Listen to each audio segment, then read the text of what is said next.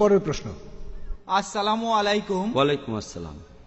এটা সাধারণত মনে করা হয় যে টাই হলো ক্রসের প্রতীক, তাহলে আপনি কেন খ্রিস্টানদের লেবেলটা পড়েছেন?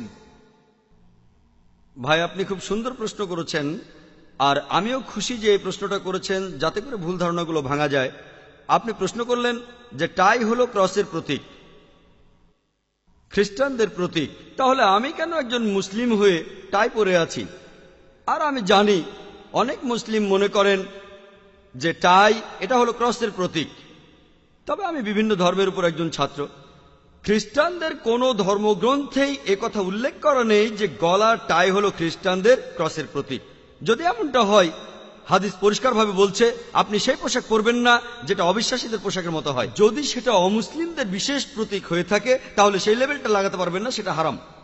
আপনি বাইবেলে এমন কোনো কথা পাবেন না, বাইবেলে কোনো অনুচ্ছেদে এ কথা পাবেন না যেখানে বলা হয়েছে যে গলার টাই হলো ক্রসের প্রতীক।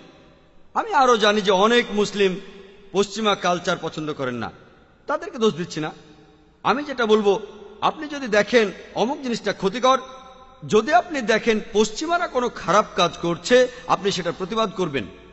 কিন্তু তারা যে ভালো কাজগুলো করে তাতে কোনো ক্ষতি নেই যদি সেগুলো মেনে নেন। আর যেগুলো নিরপেক্ষ সেগুলোতেও ক্ষতি নেই, এগুলো তো আপনার প্রতিবাদ করার দরকার নেই। কিছু মুসলিম পশ্চিমাদের কালচারটাকে এতটাই অপছন্দ করেন যে তারা সবকিছুতে প্রতিবাদ করে।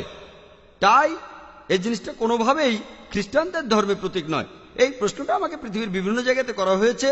আমি তখনও সবার সামনেই বলেছি, যদি কোনো মুসলিম এটা প্রমাণ করতে পারেন, যে কোনো সময় অকাট্য প্রমাণ করতে পারেন যে গলার টাই এটা ক্রস বা খ্রিস্টান ধর্মের প্রতীক, আমি সবার আগে টাই খুলে ফেলবো।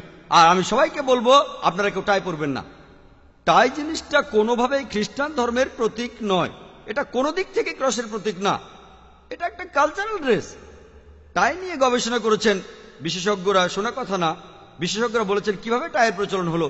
কিছু বিশেষজ্ঞ বলেন ঠান্ডা আবহাওয়ার দেশে লোকজন টাই পরে তাদের ভারী জামা কাপড়গুলো আটকে রাখতো। দেখবেন ঠান্ডা দেশের লোকজন উলের পোশাক পরে, এটা কালচারাল ড্রেস, এটা খ্রিস্টানদের ধর্মীয় পোশাক না। আপনারা পৃথিবীর সব জায়গায় দেখবেন খ্রিস্টানরা টাই পরে। খ্রিস্টানরা যে টাই পরে আলহামদুলিল্লাহ আমি সেটা জানি, মুসলিমরা টাই পরে, হিন্দুরা টাই পরে। গলার টাই আসলে খ্রিস্টান ধর্মের প্রতীক না, এটা একটা কালচারাল ড্রেস। আর মুসলিমদের অনুমতি দেয়া আছে যে তারা সেগুলো করতে পারবে যে জিনিসগুলো ইসলামিক শরিয়ার বিরুদ্ধে যায় না। যদি সেটা ইসলামিক শরিয়ার বিরুদ্ধে যায়, যেমন হাফ প্যান্ট পরা, এটাও পশ্চিমাদের একটা কালচার। আমরা মুসলিমরা এটা পরবো না, কারণ পুরুষদের জন্য হিজাব বা আওরা হলো নাভি থেকে হাঁটু পর্যন্ত। মুসলিমরা শর্টস পরবে না, এটার অনুমতি নেই। আপনি গাড়িতে চড়ছেন, গাড়ি আবিষ্কার করেছিল খ্রিস্টানরা, পশ্চিমারা। আমি কি বলবো খ্রিস্টানরা গাড়ি আবিষ্কার করেছে তাই আমি এতে চড়বো না? প্লেনের ক্ষেত্রে একই কথা, সেখানেও কি এই কথা বলবো না? যে জিনিসগুলো শরিয়ার বিরুদ্ধে সেগুলো করব না। টাই জিনিসটা কোনোভাবেই খ্রিস্টান ধর্মের প্রতীক না। গলার টাই, লোকে বলে এটা নাকি ক্রসের মতো দেখতে। টাই খুলে উপরের অংশটা সোজা করে ধরেন, ক্রসের মতো দেখাবে। আমি বলি আপনারা যে কুর্তা পরেন সোজা করে ধরেন, সেটা আরো বেশি ক্রসের মতো লাগবে। তাই আপনি নিজের কল্পনা দিয়ে চলবেন না, ও কুর্তা তো ক্রসের মতো দেখতে তাই আমি কুর্তা পরবো না, এটা কি বলতে পারি? এমন কথা কি বলতে পারি? আর নবীজি বলেছেন যে পোশাক কোনো বিশেষ একটা ধর্মের প্রতীক সেই পোশাকগুলো পরবে না।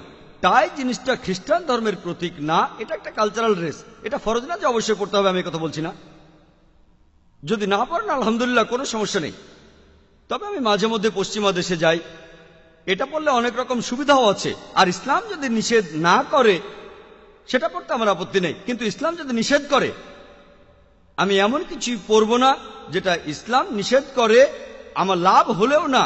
তবে এই গলারটাই আলহামদুলিল্লাহ ইসলাম এটার অনুমতি আছে, তাই এটাতে কোনো সমস্যা নেই যদি মুসলিমরা টাই পরে। আশা করি উত্তরটা পেয়েছেন।